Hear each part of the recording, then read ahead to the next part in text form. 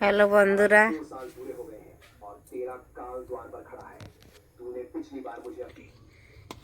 বন্ধুরা, আজ নতুন রেসিপি নিয়ে এলাম রান্নার। আজ মাশরুম দিয়ে চিংড়ি মাছ দিয়ে পেঁয়াজ কলি দিয়ে বানাবো। কড়া গরম হয়ে গেছে, তেল দিয়ে দিয়েছি। চিংড়ি মাছ কটা ভেজে নেব।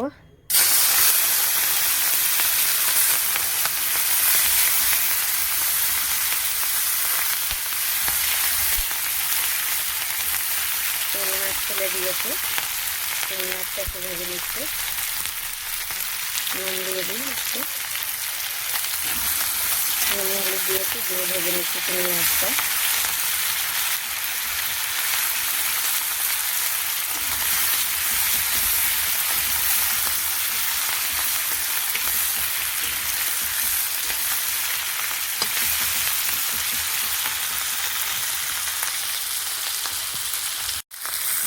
চিংড়ি মাছ ভাজা হয়ে গেছে, তুলে নিচ্ছি।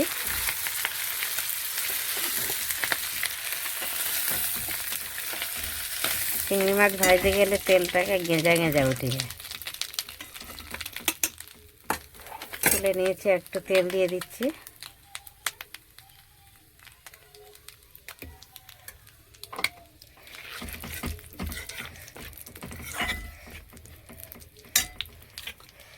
পেঁয়াজ কেটে রেখেছি, পেঁয়াজ দিয়ে দেব।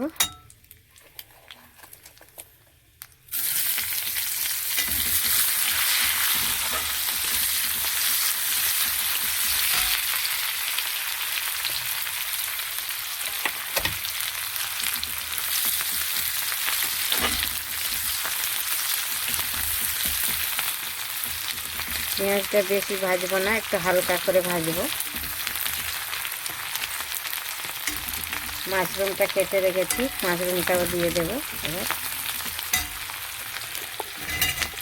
মাশরুমটা ভেজে নেব।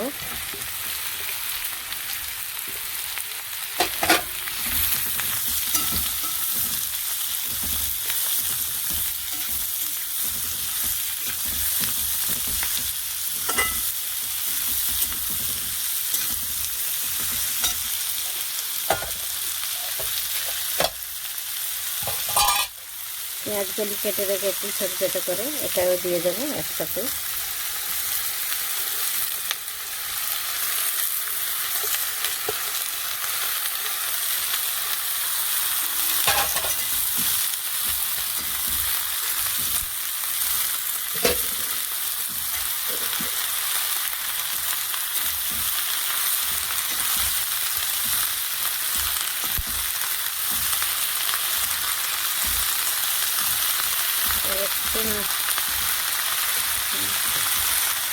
একটু ঢেকে দেবো।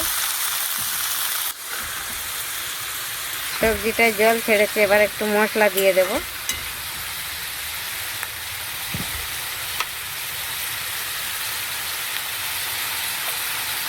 টমেটো কেটে রেখেছি, এটা দিয়ে দিচ্ছি।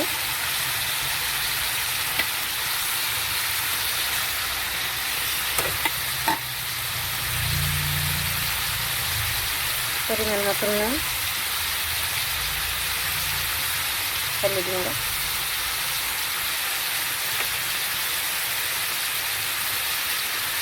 লঙ্কা গুঁড়ো,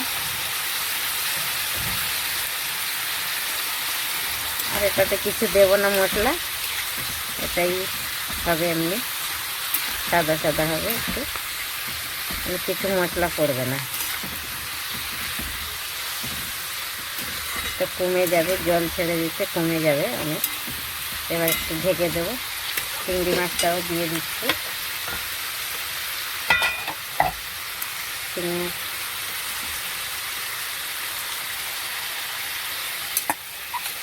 চিংড়ি মাছটা দিয়ে দিচ্ছি সাথে একসাথে। এটা খুব সহজ রান্না, এটা বেশি কিছু মশলা লাগে না, খেতেও খুবই ভালো লাগবে।